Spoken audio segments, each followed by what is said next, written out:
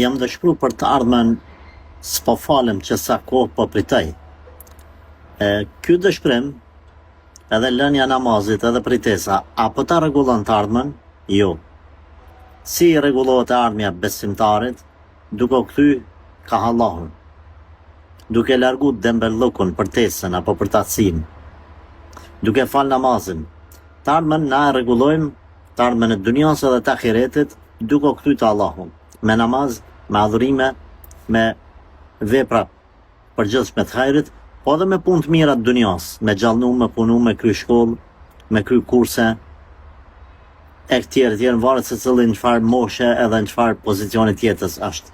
Andaj, ajo që ti jetu e ba, edhe ma tepër ta shton dëshpërimin.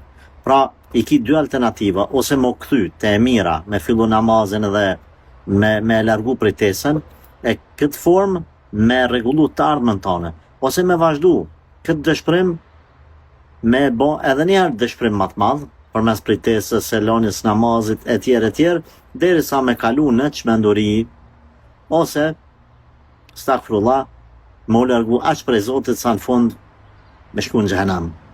Kështu që, çfarë po them, kur ta dëgjon këtë video, përvjeli krahët, bismillah, fillo namazin, kthej jetës, mendo pozitiv, këshire të mirën të hajrit, nga shiko, lexo gjëra pozitive, rri me njerëz që janë full me energji pozitive, largohu prej atyne që ta bëjnë bajat jetën.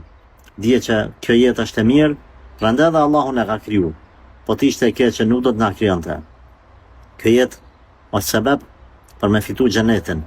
Është sebeb me vërtetu robrinë tonë, në nështrimin tonë ka shi Allahut, edhe përmes kësaj, pra këtyne ibadeteve, me shku te Allahu, me shku te xheneti.